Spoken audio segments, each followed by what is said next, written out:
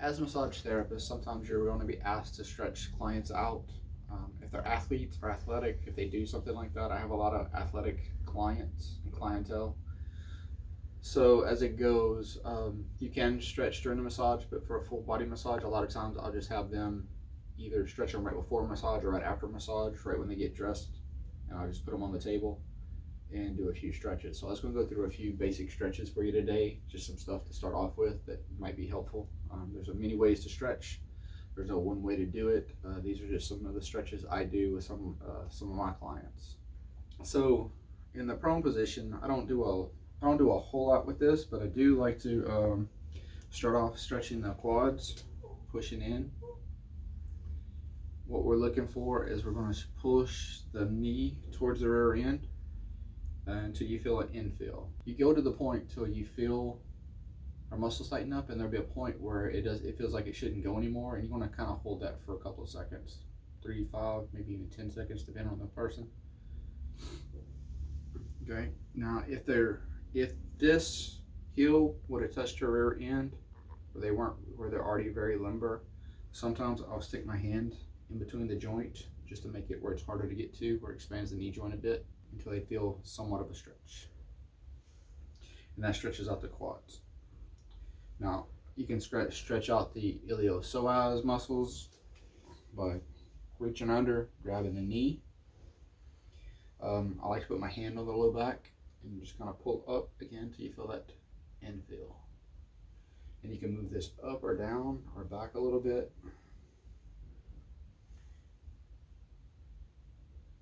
Hold it for about 3, 5, 10 seconds. So another stretch I do is for the hip. If they have sciatic pain issues, they're tight in that particular spot, or the low back is tight, a lot of times I'll go ahead and stretch out the hip. And what I'm doing is I do this motion back and forth, but I keep the hip where it's harder to move, and I just pull it to me again until there's an infill. Hold it for a second. Infill, hold it for a few seconds. Go up and down that glute like that. I'll go on the other side just so you can see. My hand placement again is soft fist. I'm going back and forth, and I keep the hip from moving.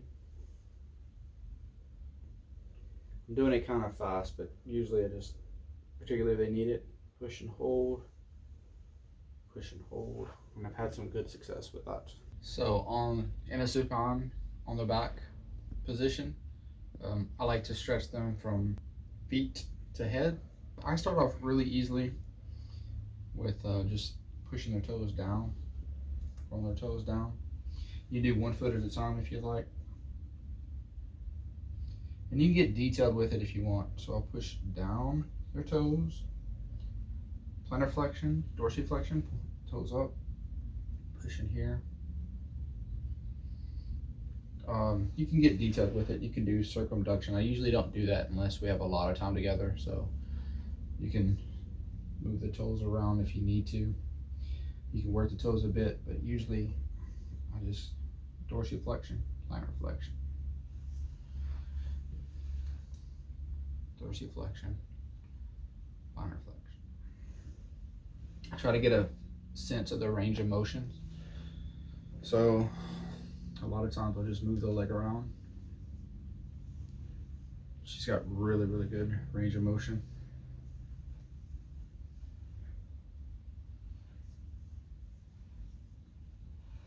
Sometimes I'll stretch the hip out just a bit. One way or the other. So you can stretch out the hamstrings by coming in. I like to take the foot, pull the toes back, and I'll just reach up, tuck in an infill. Again, that's the point where they stretch as far as they feel they can go. Keep the toes down. I'm trying to keep the knee and everything aligned, going towards her head. Make sure it doesn't go anywhere, or make sure it doesn't try to bend A lot of times if you overstretch, they'll try to bend this just to keep the pressure off. So I'm trying to keep her leg straight, toes down, keep it in a position. And I'm using my body, so if I need to, I'll just lean in just to get the stretch. Part of what I'm looking for too is somebody that's not limber.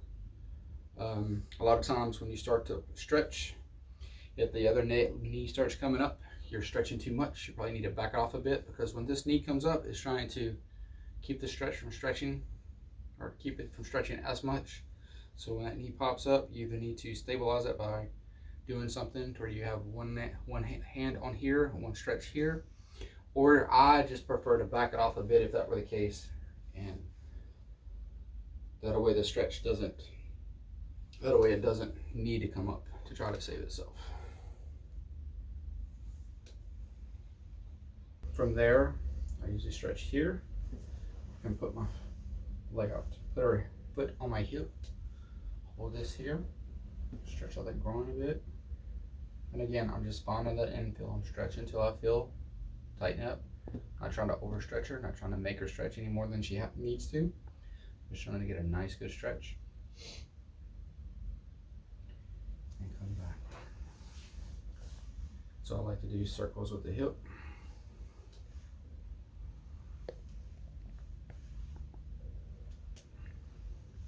So in here, a lot of times you'll feel it stick, or kind of like it clicks right in through there for a lot of people.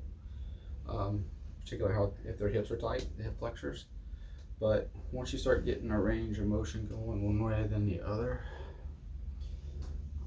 I'll take the leg and go stretch up in the middle.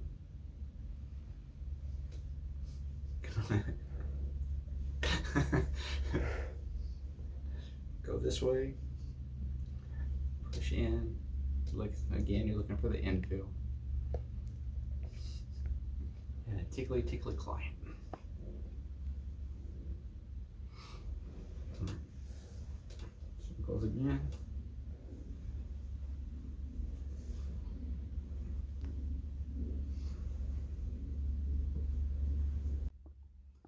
Now the next thing you do to help stretch the piriformis, it's much like the pigeon stretch that you get when you do the pigeon pose in yoga, but what you're going to do is I'm going to put one knee on. You can hold the arm the leg this way with your arm, or you can just turn. But what we're trying to do is push.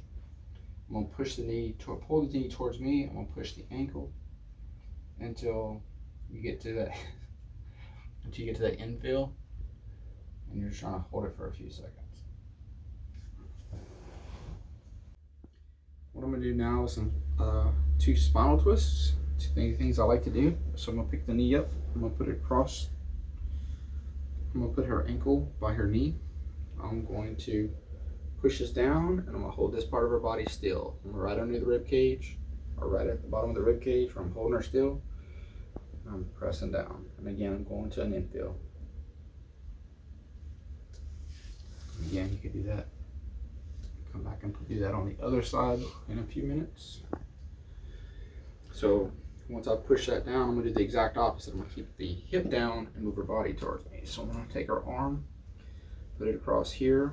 I'm going to reach around her back, keep her hip still, and I'm going to stretch her spine. Those are spinal twists.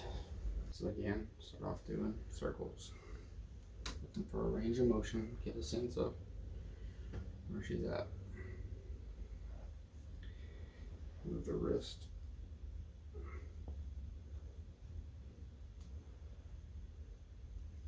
You can, again, just like the toes, you can do the fingers.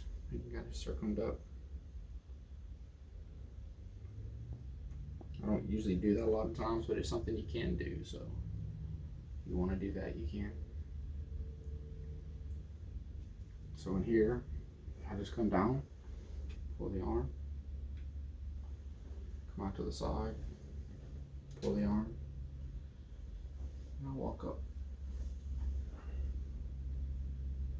Pull the arm, and from here I'll take it, move it across the body, and I'll just push. Sometimes I'll get underneath right where that shoulder blade is, on the scapula, and I'll help pull it.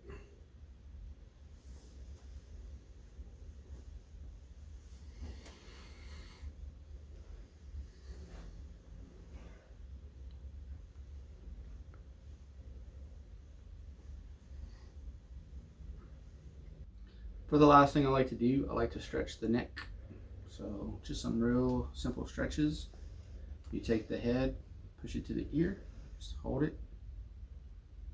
Again, 3 to 5 seconds. Other side.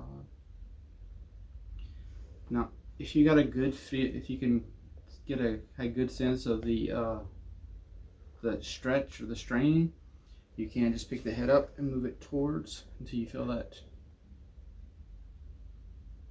body starting to tighten up. If you have trouble with that, or if you have trouble picking up the head, you can place it where you take the arm right underneath your neck, go to one shoulder, take the other one, go to the other shoulder, and what you're going to do is you're going to lift up and stretch that way, and come back down. You can do a bunch of things where you can turn it and stretch at the same time, but it's just another way to do what you were doing.